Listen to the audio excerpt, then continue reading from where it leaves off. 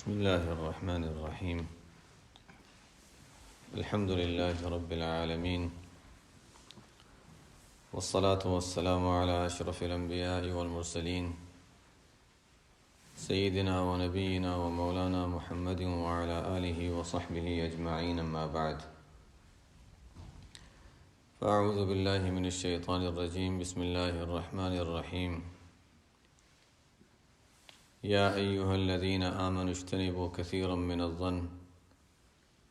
إن بعض الظن إثم ولا تجسسوا ولا يغتب بعضكم بعضا. صدق اللہ العظیم. یہ قرآن کریم میں سورۃ الحجرات، اس کی بھی ایک بڑی اہمیت ہے. ایک مسلمان کو کن چیزوں سے بچنے کی ضرورت ہے، بڑوں کے ساتھ کون سے آداب اختیار کرنے کی ضرورت ہے، لوگوں کے ساتھ معاملات میں کن چیزوں کا خیال رکھنے کی ضرورت ہے، اس کے بہت مختصر اصول بیان کر دیے گئے ہیں. یہ پوری صورت ایسی ہے کہ انسان اس کے مضامین کو پڑھے اور دیکھے کہ اس میں کیا کیا تعلیمات دی گئی ہیں. بڑی اہم تعلیمات ہیں. اس کا ایک حصہ ہے جو ایک ہی آیت میں اللہ تعالیٰ نے چند باتیں بیان فرمائی ہیں کہ یا ایھا الذین آمنوا اجتنبوا کثیرا من الظن،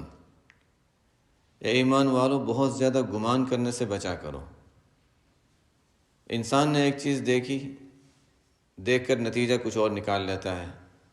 فلانا ادھر جا رہا تھا، اچھا اس کا مطلب یہ ہوگا. دیکھا اتنا ہی تھا کہ یہ اس طرف گیا ہے، آگے نتیجہ خود ہی نکال لے کہ شاید یہ ہوگا اور یہ ہوگا. کبھی ہوتا ہے کہ انسان تھوڑی سی کوئی چیز دیکھ کر بہت بڑی چیز ذہن میں سوچ لیتا ہے، حالانکہ حقیقت اس کے خلاف ہوتی ہے. تو جتنا دیکھا اتنی حد تک انسان چلو ٹھیک ہے، وہ تو دیکھی ہوئی چیز ہے. اس میں بھی حکم یہ دیا گیا ہے کہ دیکھو اچھا ہی گمان کر لو. کسی کے بارے میں سنا کہ کسی نے کوئی بات کہی ہے جو مناسب نہیں ہے،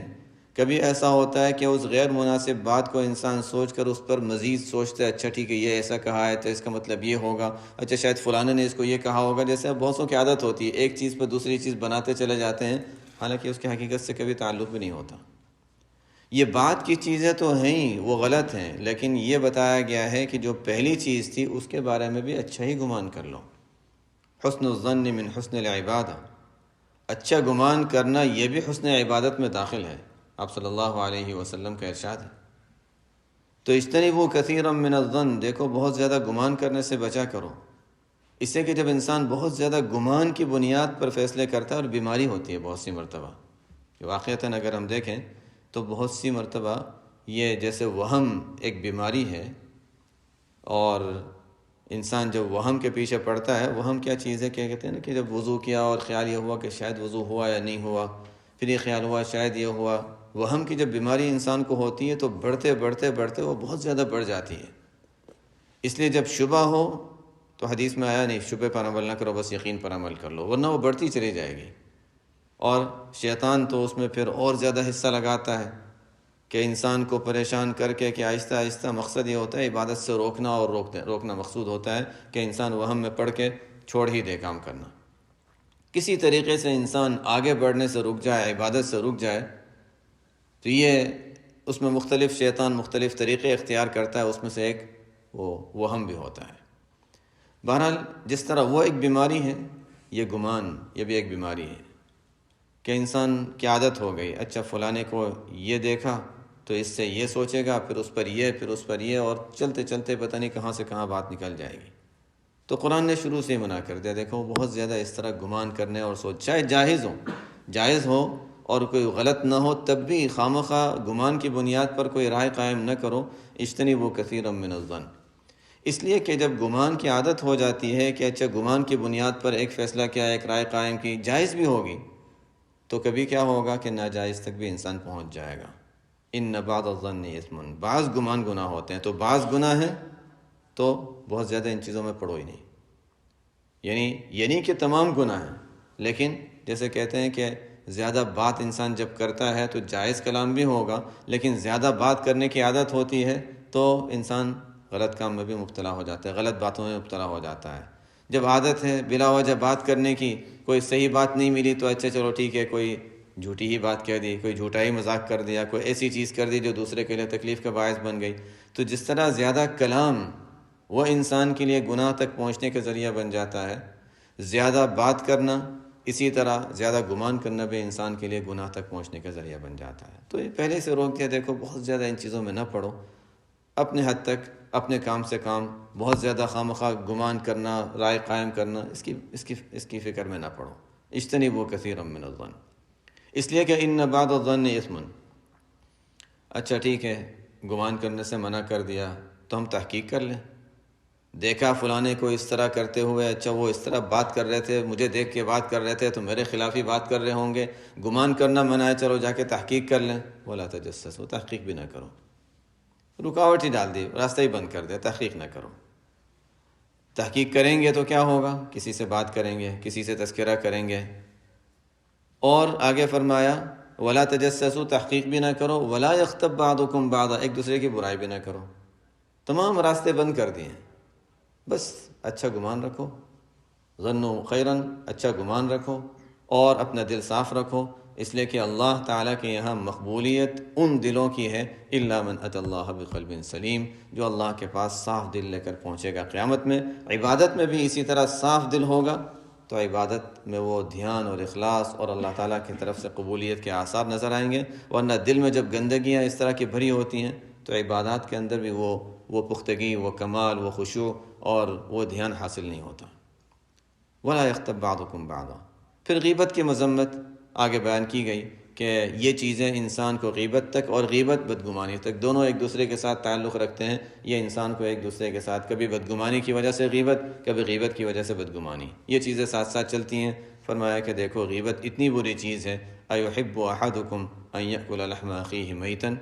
کیا کسی جس کی غیبت کر رہے ہیں وہ مرا ہوا ہو، اس کا مردہ کا اس کے مرنے کے بعد اس کا گوشت کھانا یہ پسند ہے اور گوارا ہے؟ ظاہر ہے کہ وہ چیز ناپسند ہے، تو بس اسی طرح سمجھو کسی کی غیبت کرنا یہ بھی اس سے زیادہ بری چیز ہے۔ ایحب احدکم ان یأکل لحم اخیہ میتا فکرہتموہ، اس کو ناپسند کرتے ہو۔ آپ صلی اللہ علیہ وسلم کا ارشاد ہے ایاکم والظن، دیکھو ایاکم، کلام عرب میں جب ایاک کا لفظ استعمال ہوتا ہے، ایک تو ہوتا ہے کہ اتقو، بچ جاؤ، ایاکم بہت خطرناک کوئی چیز ہوتی ہے اس سے بچنے کے لیے کہا جاتا ہے ایاکم والظن، دیکھو گمان سے بہت زیادہ بچو، اس لیے کہ فإن الظن اکذب الحدیث، اس لیے کہ گمان سب سے جھوٹی بات ہے۔ گمان کی بنیاد پر، اچھا میرا خیال یہ ہے کہ ایسا ہوگا، میرا خیال یہ ہے کہ اس نے یہ کہا ہوگا، وہ بات کر رہے تھے تو میرا خیال یہ کہ میرے بارے میں یہ کہا ہوگا، اس نے یہ کہا، اس کا میرا خیال یہ کہ یہ مطلب ہوگا، یہ اکذب الحدیث، یہ جھوٹی باتیں ہیں جو انسان کے ذہن میں گھومتی رہتی ہیں اور کبھی کبھی پھر زبان پر آ جاتی ہیں، اس کی وجہ سے بری رائے انسان قائم کرتا ہے، کیا کیا فیصلے کر لیتا ہے۔ اکذب الحدیث، سب سے جھوٹی بات جو ہے یہ بدگمانی ہے۔ ایاکم والظن فإن الظن اکذب الحدیث۔ آگے آپ صلی اللہ علیہ وسلم نے بھی یہی فرمایا ولا تجسسوا، اور دیکھو تحقیق میں بھی نہ پڑو، ہمارا کسی سے تعلق نہیں، کسی نے کیا غلط کیا صحیح کیا، ہمارا اس کے معاملے سے کیا تعلق، نہ ہمیں کوئی ذمہ داری دی گئی کہ ہم ان کے معاملات کو درست کرنے کی کوشش کریں، تو ہمیں کیا ضرورت پڑی کہ ہم گمان کریں؟ ٹھیک ہے بدگمانی منع ہے، تحقیقی بھی ضرورت نہیں، ولا تجسسوا۔ فرمایا کہ تجسس تو ایک ہوتا ہے اور ایک ہوتا ہے ولا تحسسوا، تاکید فرما دی، ولا تجسسوا ولا تحسسوا، یعنی چلو ہم آگے جا کر دیکھ لیں، نہیں، اس کی بھی اجازت نہیں ہے، کسی سے پوچھ لیں، اس کی بھی اجازت نہیں، کسی بھی طریقے کی تحقیق کرنے کی ضرورت نہیں۔ ولا تجسسوا ولا تحسسوا، بس دل صاف رکھو، لوگوں کے بارے میں دل صاف رکھو۔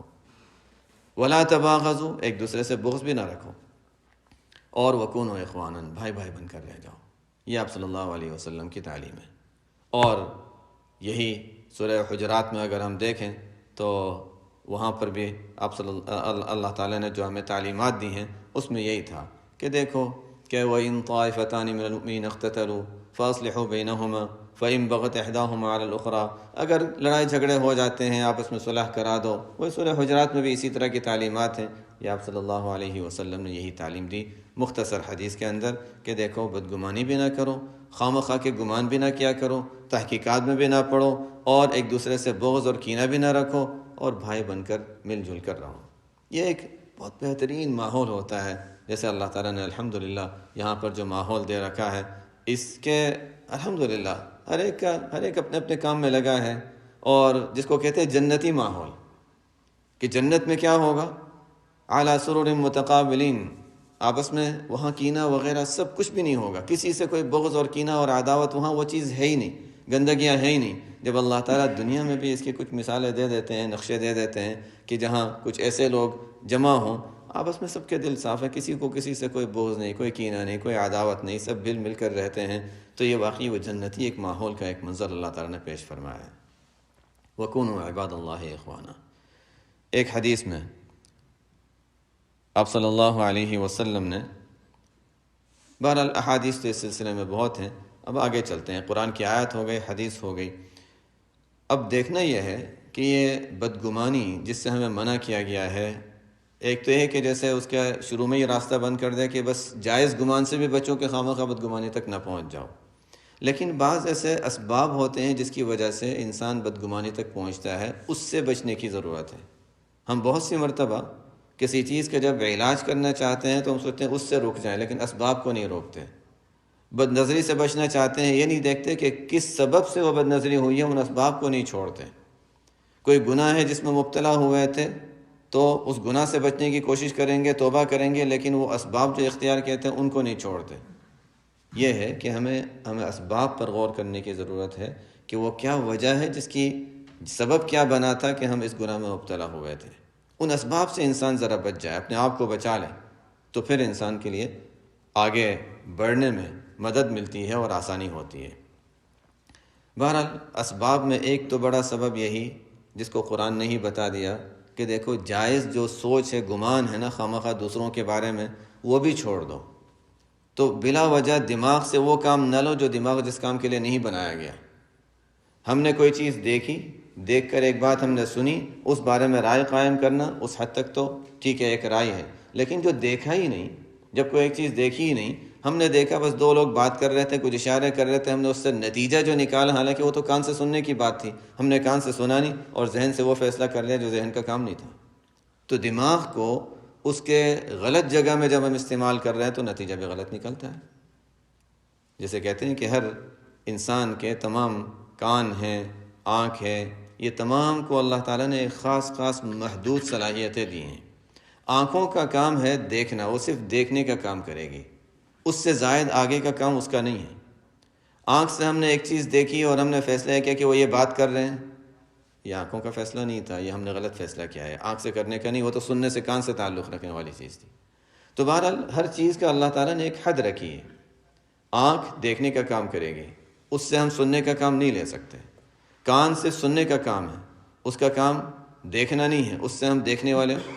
دیکھنے کی اگر کوئی چیز ہے تو کان سے اس کا تعلق نہیں۔ اسی طرح عقل کی بھی ایک محدود ایک حصہ ہے، اللہ تعالیٰ نے اس کے لیے ایک، جب ہم آنکھ سے کوئی چیز دیکھتے ہیں، کان سے سنتے ہیں، اس کے بعد عقل کچھ فیصلہ کرتی ہے، کوئی رائے قائم کرتی ہے، اس کی بھی ایک حد ہے۔ ہم اس حد سے آگے بڑھیں گے تو اس کا نتیجہ غلط نکلے گا۔ یہ بالکل اسی طرح جیسے کانوں کے استعمال کر رہے دیکھنے کے لیے تو نتیجہ غلط ہی آنے والا ہے، اسی طرح دماغ کو ہم استعمال کر رہے ہیں، اپنی سوچ کو استعمال کر رہے ہیں ایسی جگہ میں جو اس کی جگہ ہی نہیں ہے۔ یہ آگے کے جو درجات ہوتے ہیں اسی کو کہتے ہیں کہ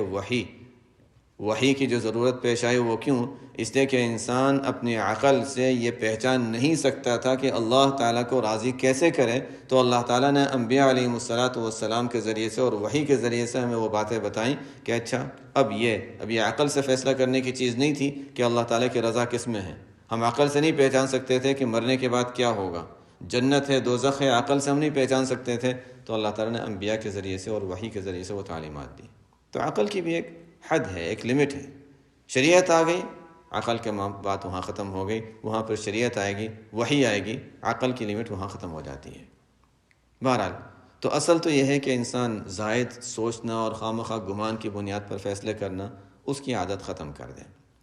اس کے علاوہ بعضوں نے مختلف اسباب اس کے بیان فرمائے ہیں کہ یہ بدگمانی کیوں پیدا ہوتی ہے۔ اس کی ایک بڑی وجہ جو بیان کی گئی ہے، انسان اپنے آپ کو بھول جاتا ہے، اپنے آپ کو انسان بھول جاتا ہے۔ بہادر شاہ ظفر مشہور گزرے ہیں، ان کا شعر ہے، نتی حال کہ جب ہمیں اپنے خبر، رہے دیکھتے اوروں کے عیب و ہنر۔ پڑی اپنی برائیوں پر جو نظر تو نگاہ میں کوئی برا نہ رہا. جب اپنی برائیوں پر نظر پڑی تو اچھا، جب اپنے عیوب کے اچھا میرے اندر یہ ہے، میرے اب دوسروں کو کیا تلاش کرے جب اپنا ہی اتنا زیادہ ہے. انسان جب اپنی حقیقت بھول جاتا ہے تو دوسروں کے بارے میں برائیاں نظر آنے لگتی ہیں. جب اپنے آپ کی برائیاں ہوں تو پھر دوسروں کی برائیاں کہاں نظر آئیں گی.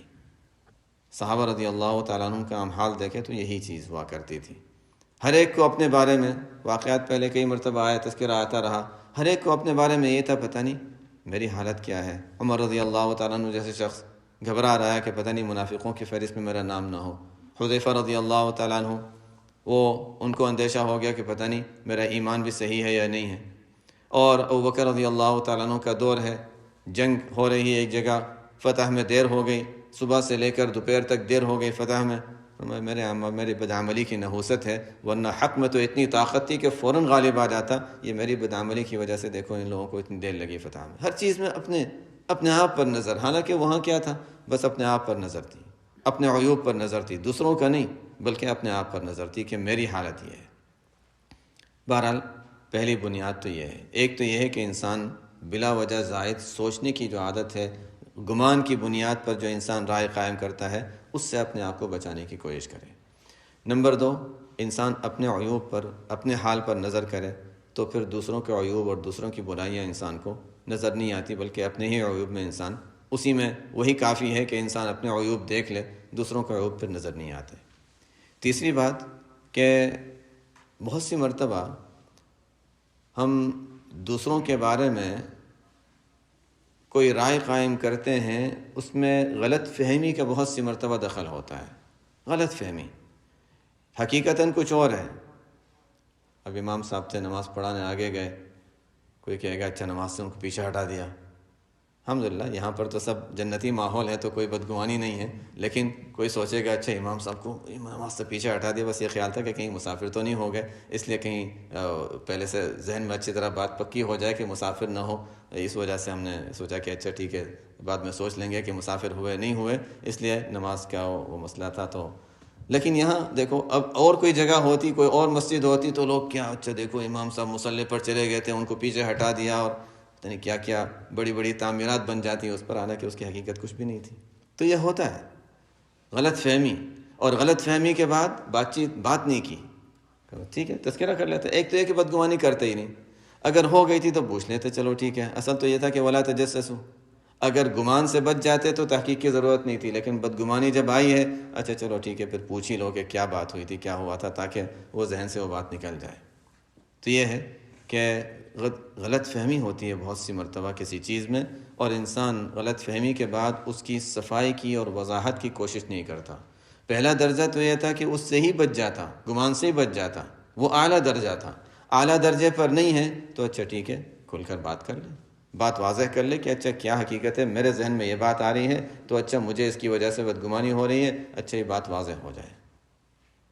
صحابہ کرام رضی اللہ تعالیٰ عنہم کا یہی طریقہ تھا کہ اصل تو یہی تھا کہ حسن ظن، لیکن کہیں ایسا ہوتا تھا کہ حسن ظن وہاں پر انسان ایک چیز دیکھ رہا ہے تو حسن ظن مشکل ہو جاتا تھا. ایسا نہ ہو کہ زیادہ ہی انسان کے دل میں ایک بات آ جائے اور کہیں پھر آگے نتائج اس کے دشمنی اور عداوت تک پہنچ جائے، تو معاملہ صاف کر لیتے تھے. یہ صحابہ کا طریقہ تھا، اور احادیث میں ہمیں اس کی مثالیں ملتی ہیں. ایک موقع یہ ہوا جب آپ صلی اللہ علیہ وسلم کی وفات ہوئی. وہ ایک ایسا مرحلہ تھا کہ ہم تصور نہیں کر سکتے کہ صحابہ کی کیا حالت ہوئی ہوگی اس وقت. بہرحال صحابہ کی عجیب حالت تھی، اور کوئی سوچ میں پڑا ہوا ہے تو سوچ میں پڑا ہوا ہے، سوچوں میں گم ہے تو گم ہے، بس عجیب ہی حالت تھی. انہی زمانے کی بات ہے، انہی ایام کی بات ہے. وفات کو کچھ دن گزرے تھے آپ صلی اللہ علیہ وسلم کی. حضرت عمر رضی اللہ تعالیٰ عنہ گزر رہے تھے، عثمان رضی اللہ تعالیٰ عنہ کہیں بیٹھے تھے. سلام کیا ان کو، انہوں نے سلام کا جواب نہیں دیا. عمر رضی اللہ تعالیٰ عنہ سلام کر رہے ہیں، عثمان رضی اللہ تعالیٰ عنہ نے سلام کا جواب نہیں دیا. عمر رضی اللہ عنہ کی بات عجیب سی لگی. اب یہاں پر ظاہر ہے ذہن میں ایک بات آ جاتی ہے کہ میں نے سلام کا جواب نہیں دیا، سلام کر رہا ہوں اور جواب نہ دینا ظاہر ہے ایک تو خلاف شرع بھی ہے اور ایک مسلمان کا حق ہے. کیا ان کو مجھ سے کوئی ناراضگی ہے؟ اب اگر اس کو صاف نہ کرتے تو ہو سکتا ہے کہ دل میں اور شیطان خیالات لے آتا. تو حل کیا کیا؟ دونوں کے بڑے ابو بکر رضی اللہ تعالیٰ عنہ اس وقت، تو عمر رضی اللہ تعالیٰ عنہ سیدھے پہنچ گیا ابو بکر رضی اللہ عنہ کے پاس، کہ حالانکہ ساتھی ہوا کرتے تھے لیکن بڑے بھی ہیں، تو ابو بکر رضی اللہ تعالیٰ عنہ کے پاس پہنچ گئے کہ دیکھو میں عثمان رضی اللہ عنہ کے پاس سے گزرا،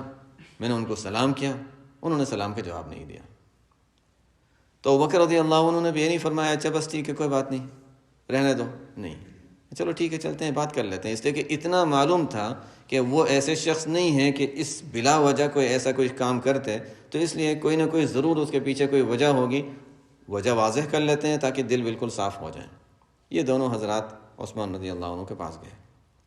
عثمان رضی اللہ تعالیٰ عنہ سے ابو بکر رضی اللہ تعالیٰ عنہ نے فرمایا کہ یہ کیا بات ہے، عمر ابھی تمہارے پاس سے گزرے تھے، تمہیں سلام کیا، تم نے سلام کا جواب نہیں دیا۔ عثمان رضی اللہ عنہ نے عرض کیا کہ نہ عمر میرے پاس آئے نہ انہوں نے سلام کیا، میرے پاس سے تو کوئی گزرا ہی نہیں۔ عمر رضی اللہ عنہ نے فرمایا ہاں میں گزرا تھا، ابھی میں نے سلام کیا ہے۔ عثمان رضی اللہ عنہ نے فرمایا مجھے پتہ ہی نہیں چلا۔ تو ابو بکر رضی اللہ عنہ نے فرمایا ہاں بس فیصلہ ہو گیا۔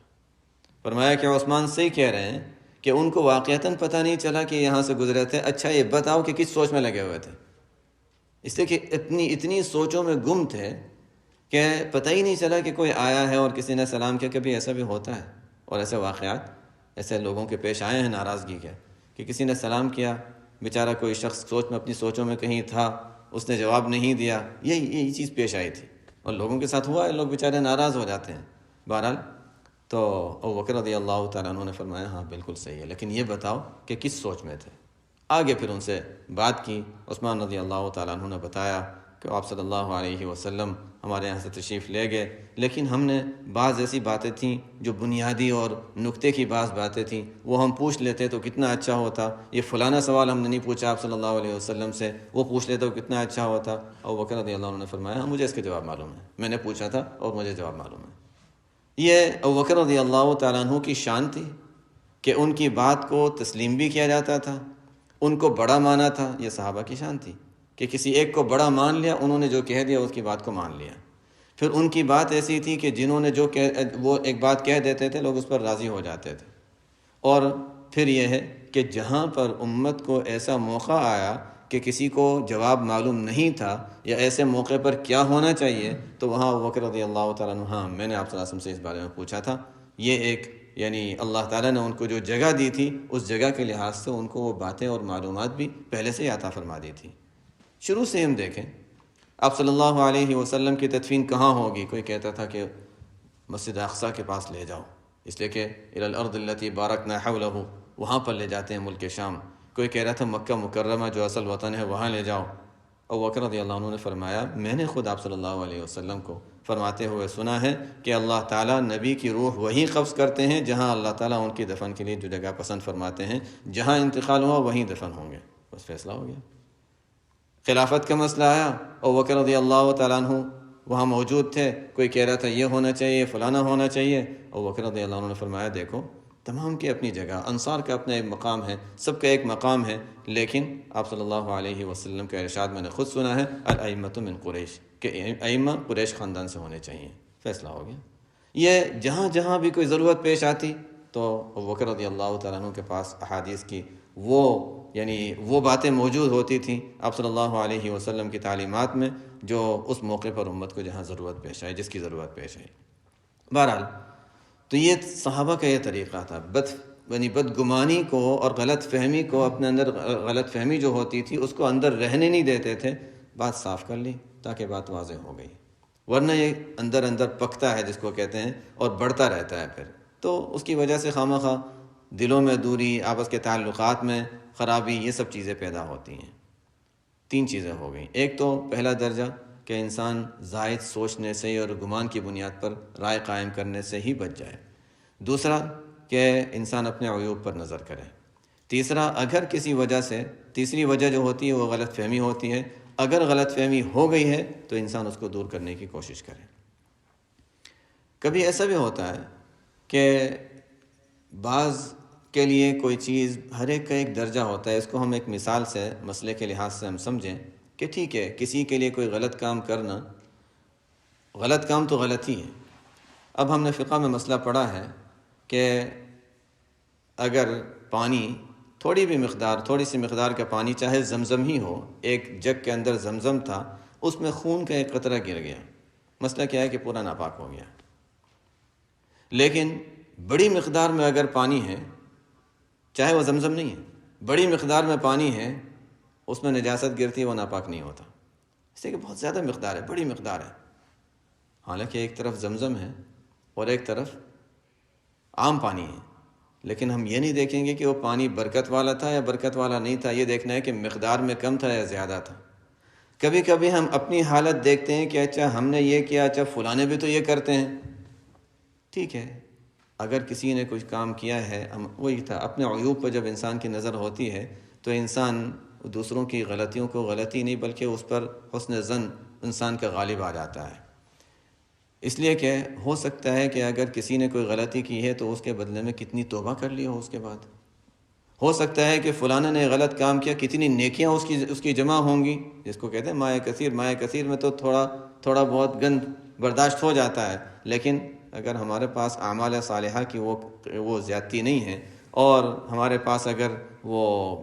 یہ توبہ اور استغفار کی وہ قوت نہیں ہے، تو ہمارا تو چھوٹا گناہ بھی باقی رہ جائے گا ہمارا نامہ اعمال میں۔ کسی کے بارے میں ہم نے دیکھ بھی لیا کہ وہ غلط کام کر رہا ہے، کیا پتہ اس نے توبہ کر لی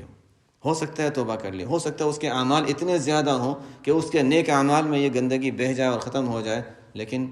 یہ نہیں کہ ہم اس کے بارے میں یہ رائے قائم کریں کہ اچھا یہ غلط کام کیا تو یہ برا آدمی ہے۔ یہ ہے کہ فرق ہے، انسان اللہ تعالیٰ نے کس کو کون سا درجہ دیا، کس کو کون سے اعمال کی توفیق دی، کون سا وہ عمل ہے۔ اللہ تعالیٰ کی شان تو احادیث میں ہم دیکھیں کہ ایک شخص ہمیشہ بدعملی میں مبتلا رہا، برے اعمال میں مبتلا رہا، واقعہ مشہور ہے، آخری وقت آیا اس کا، اور آخری وقت اس کو یہ خیال ہوا وہ 100 کو قتل کرنے والا، 99 لوگوں کو قتل کیا، پھر 100 آدمی تھا اس کو بھی قتل کر دیا۔ کیا تھا؟ ہر ایک یہ دیکھے گا اچھا یہ تو جہنمی ہے، ایسا یہ برا آدمی ہے، لیکن اللہ تعالیٰ نے مغفرت کے فیصلے فرما رکھے تھے۔ ہوا کیا؟ آخری وقت آیا، توبہ کرنے جا رہا ہے، کہاں جاؤں؟ فلانے علاقے میں چلے جاؤ، وہاں پر نیک لوگ رہتے ہیں، ان کے ساتھ رہو گے تو نیک ماحول ملے گا، اس کی وجہ سے برائیوں سے نکل جاؤ گے۔ کوشش میں لگا رہا اور چلتا رہا، راستہ میں انتقال ہو گیا، اللہ تعالیٰ نے مغفرت کے فیصلے فرما دیے۔ تو یہ ہے کہ کسی کے ساتھ اللہ کا کیا معاملہ ہے، ہم اس کے بارے میں رائے قائم نہ کریں، یہی ہے بدگمانی کا ہمیں کوئی نتیجہ کوئی نہیں۔ مثالیں ہمارے سامنے ہیں کہ پوری زندگی بھی گناہ میں گزرے، آخری وقت مغفرت کا ہو سکتا ہے، اور کبھی ایسا بھی ہو سکتا ہے کہ زندگی نیکیوں میں گزرے، آخری وقت انسان کا برا بھی آ سکتا ہے۔ تو انسان بدگمانی کس پر ہو؟ اور اس کے علاوہ ایک بڑی چیز جو ہم لوگوں میں، اور اس کی وجہ سے پہلے بھی ذکر آیا تھا کہ اس کی وجہ سے جو خیر و برکت اٹھ جاتی ہے امت میں، ماحول میں، معاشرے میں جو خیر و برکت ختم ہوتی ہے، وہ ہماری بدگمانی کی جو اس سے پہلے والی جو چیز ہے، بد زبانی، کہ انسان کسی کی غیبت، کسی کی برائی، کسی کے کوئی نقص کا ذکر، یہ جو چیزیں زبان سے جو انسان غلط چیزیں کہنے کا عادی ہوتا ہے، یہ بھی بہت سی مرتبہ ظاہر ہے کہ یہ بدگمانی تک پہنچنے کا ذریعہ بن جاتی ہیں۔ نبی کریم صلی اللہ علیہ وسلم نے صحابہ کو تاکید فرمائی کہ دیکھو، اور صحیح روایت ہے، آپ صلی اللہ علیہ وسلم نے فرمایا کہ دیکھو، مجھے کوئی میرے صحابہ کے بارے میں مجھ تک کوئی شکایتیں نہ پہنچایا کرے، میرے صحابہ کے بارے میں مجھ تک کوئی شکایتیں نہ پہنچایا کرے۔ حالانکہ کبھی کبھی ایسا ہوتا تھا کہ یعنی آپ صلی اللہ علیہ وسلم تک کوئی بات پہنچے گی تو آپ اس کو اصلاح فرمائیں گے، تو اس حد تک ٹھیک تھا، لیکن ویسے ہی کہ اچھا آپس کو کوئی معاملہ پیش آیا، وہ شکایت مجھ تک نہ پہنچاؤ، اس لیے کہ میں چاہتا ہوں کہ جب میں تمہارے درمیان آؤں تو میرا دل صاف ہو۔ کسی کے بارے میں شکایت پہنچتی ہے تو ذرا سا دل میں دوری تو ہو جاتی ہے، کچھ نہ کچھ کدورت پیدا ہو جاتی ہے، اور آپ صلی اللہ علیہ وسلم کے دل میں اگر کسی کے بارے میں ایسی بات آ جاتی تو ظاہر ہے اس کے دینی بھی نقصان تھا۔ فرمایا دیکھو، شکایتیں نہ پہنچایا کرو، شکایتوں کا، دوسروں کی برائیوں کا اگر سلسلہ رک جائے تو ہمارے بہت سے مسائل خود ہی حل ہو جائیں۔ بعضوں نے اس کے متعلق کچھ ہمارے صلحاء کا کہ واقعات نقل کیے ہیں۔ حضرت خالد بن ولید رضی اللہ تعالیٰ عنہ سے کسی آدمی نے یہ کہا کہ فلانا آپ کو گالی دے رہا تھا، فلانا آپ کو گالی دے رہا تھا۔ اب کیا ہوتا؟ انسان کا دل خراب ہوتا ہے۔ خالد بن ولید رضی اللہ تعالیٰ عنہ نے فرمایا کہ اس کا نامہ اعمال ہے، وہ جس طرح چاہے بھر لے، یعنی دوسروں کی فکر میں کیوں پڑنا کہ وہ میری برائی کر رہا تھا یا غیبت کر رہا تھا؟ جواب کیا دیا؟ اس کا نام اعمال ہے، جس طرح چاہے بھر لے، اگر اس نے کیا ہے تو اس کا نام اعمال ہے۔ وہب رحمۃ اللہ علیہ مشہور تابعین میں سے ہیں، ان سے کسی نے کہا کہ وہ فلانا جو ہے نا وہ آپ کے بارے میں برائی کر رہا تھا اور آپ کو گالی دے رہا تھا۔ انہوں نے جواب میں کہا کہ شیطان کو تیرے علاوہ کوئی ملا ہی نہیں جو مجھ تک یہ بات پہنچاتا، اس لیے کہ بات پہنچانے والا کیا کر رہا ہے؟ شیطان کا کام کر رہا ہے۔ یہ ہے کہ دوسروں کی برائی جب ہم سنتے ہیں، اچھا اس نے مجھ پر، ہم سمجھتے ہیں کہ اس نے ہم پر احسان کیا کہ وہ ہمیں بات پہنچا دی، حالانکہ یہ حضرات جو ہمارے بڑے ہوا کرتے تھے، جو ہمارے مقتدی ہوا کرتے تھے، وہ اس کو یہ سمجھتے ہیں کہ اس نے برائی کی ہے کہ وہ شکایت مجھ تک کیوں پہنچائے۔ خیر خالد بن ولید رضی اللہ تعالیٰ عنہ نے تو بہت نرم انداز اختیار کیا کہ ٹھیک ہے اس کا نام اعمال ہے۔ وہاب رحمۃ اللہ علیہ نے صاف فرمایا کہ شیطان کو تیرے علاوہ کوئی ملا نہیں جو مجھ تک یہ بات پہنچاتا۔ اسی طرح حضرت علی بن الحسین رضی اللہ عنہما، کسی نے کہا کہ فلاں آدمی آپ کی برائی کر رہا تھا، تو انہوں نے فرمایا کہ دیکھو دو ہی صورتیں ہیں، اس نے جو بات کہی ہے اگر وہ صحیح ہے تو اللہ تعالیٰ مجھے معاف کرے، اور اگر وہ جو بات کہہ رہا ہے وہ غلط ہے تو اللہ تعالیٰ اسے معاف کرے۔ یہ بالکل نرم انداز کو کہتے ہیں، یہ اہل بیت حضرات جو تھے نا، تو بہرحال یہ نرم انداز ہے کہ اگر وہ غلطی واقعی میرے اندر ہے تو اللہ تعالیٰ مجھے معاف کرے، اور اگر وہ میرے غلطی میرے اندر نہیں ہے اور اس کو شاید کسی وجہ سے غلط فہمی ہوئی تو اللہ تعالیٰ اسے معاف کرے۔ دونوں طرف معافی۔ ایک شخص سے کسی نے کہا کہ فلانا آپ کو برا کہہ رہا تھا، اس نے کہا کہ دیکھو اس نے مجھے تیر مارا تھا جو مجھے نہیں لگا، میری برائی کی تھی پیچھے، مجھے پتہ ہی نہیں چلا تو میرے دل پہ لگا ہی نہیں، کہ اس نے مجھے تیر مارا تھا جو مجھے نہیں لگا اور تو نے وہ تیر لا کر مجھے مار دیا، کیا ضرورت تھی؟ مجھے بتاتے ہی نہیں تو مجھے لگتا ہی نہیں، مجھے تکلیف بھی نہیں ہوتی۔ ہر ایک کا اپنا ایک انداز ہے، لیکن اس سے ہمیں سبق ملتا ہے کہ یہ پہنچانے والے کیا کر رہے ہیں، جو ہم تک بات پہنچاتے ہیں وہ کیا کر رہے ہیں۔ یہ راستہ بند کرنے کی ضرورت ہے کہ نہیں، کسی کی شکایتیں نہیں ہونی چاہیے، کوئی کسی کی بات نہ پہنچائے۔ ایک شخص کے سامنے تذکرہ اسی طرح کسی اللہ والے کے سامنے کسی نے کہا کہ فلانا آپ کی برائی کر رہا تھا، اس نے کہا کہ تم نے 3 جرم کیے ہیں، 3 جرم کیے ہیں۔ نمبر ایک تو یہ ہے کہ میرے اور اس کے درمیان تم نے دوری پیدا کر دی، یہ بات پہنچا کر تم نے میرے اور اس کے درمیان دوری پیدا کر دی۔ دوسرا ہے کہ میرے دل صاف تھا، اب میرے دل کو مشغول کر دیا، اس لیے کہ دل میں ایک طرح کی ظاہر ہے انسان ایک تو ہوتا ہے کہ اپنے کام میں لگے، اچھا وہ فلاں برائی کی کیوں کی، کیا ہوا، ظاہر ہے دل انسان کے دوسری طرف مشغول ہو جاتا ہے، تو عبادت سے میں دوسری طرف میرے دل کو مشغول کر دیا، دوسرا جرم کیا۔ اور تیسرا جرم یہ کیا کہ تو نے اپنا مرتبہ میرے نظروں میں گرا دیا، چغلی کی، گناہ کیا تو نے اپنا مرتبہ میرے نظروں میں گرا دیا۔ امام شافعی رحمۃ اللہ علیہ سے بھی کسی نے اسی طرح کی کوئی بات کہی تھی کہ فلانا آپ کی برائی کر رہا تھا، تو امام شافعی رحمۃ اللہ علیہ نے فرمایا کہ اگر تم سچ کہتے ہو تو یہ چغلی ہے، اور غلط کہتے ہو تو تم فاسق ہو، دونوں صورتوں میں تم غلط کام کر رہے ہو، اس لیے کہ فلانے نے اگر میرے بارے میں کوئی بات کہی تھی سچ ہے، تب بھی اس کو کہتے ہیں نمیمہ، دوسروں کی برائی، کسی ایک کی بات دوسرے تک پہنچانا جس میں آپس میں دل خراب ہو۔ تو اگر سچ کہتے ہو تو چغلی ہے، اور جھوٹ کہتے ہو تو پھر ظاہر ہے کہ اس سے بڑھ کر ہے، تو تمہارا فسق ظاہر ہو جاتا ہے۔ بہرحال وہ شخص بھی شرمندہ ہوا۔ یہ واقعات اسلاف کے جو ہیں، اس سے ہمارے سبق کے لیے ہیں کہ ہماری اصل میں یہ آپس کے جو تعلقات میں خرابی اور برائیاں وغیرہ جو ہوتی ہیں، اس کی بنیاد اس پر ہوتی ہے کہ ہم نے شکایتوں کا موقع دیا ہے، ایک دوسرے کی باتیں کرنے کا یہ دروازہ کھلا رکھا ہے، وہ دروازہ ہی اگر بند ہو جائے تو دلوں میں بھی صفائی ہو اور بدگمانی وغیرہ اور عداوتیں وغیرہ بھی نہ رہیں۔ یہ چیزیں تو ایک طرف ہیں، لیکن اس کا ایک مقابل بھی ہے۔ ٹھیک ہے، ہمیں کہا گیا کہ بدگمانی نہ کرو، لیکن دوسری جانب بھی ہے، شریعت بہت سی مرتبہ دونوں طرف کا حکم دیتی ہے۔ یہاں پر بھی ہم ایک جانب تو ہم پڑھ لیتے ہیں کہ ٹھیک ہے یہ جانب ہے کہ ہمیں دوسروں کے بارے میں اچھا گمان رکھنا ہے، بدگمانی نہیں کرنی ہے، دل صاف رکھنا ہے، لیکن اب مثلا کوئی ہمارے بارے میں بدگمانی کرتا ہے تو ہم کہیں گے نہیں وہ غلط ہے، نہیں کرنا چاہیے اس طرح، لیکن ہماری کیا ذمہ داری بنتی ہے؟ دوسری جانب بھی ہے، اس کو بھی سمجھنے کی ضرورت ہے۔ وہ دوسری جانب یہ ہے جس کو ہم مختصر لفظوں میں کہہ سکتے ہیں، اگرچہ حدیث کے طور پر ثابت نہیں، بعضوں نے حدیث کے طور پر بیان کیا، لیکن حدیث کے طور پر ثابت نہیں، لیکن مفہوم کے لحاظ سے خلاصہ جو اسلامی تعلیمات کا ہے وہ یہی ہے کہ اتقوا مواضع التہم، دیکھو تہمت کی جگہوں سے بچا کرو، ایسی جگہوں پر اپنے آپ کو نہ لے جاؤ جہاں دوسروں کو تمہارے بارے میں بدگمانی پیدا ہو جائے، ایسی جگہ کھڑے ہوتے ہو جہاں پر کل بھی ذکر آیا تھا اذا مروا باللغو مروا کراما،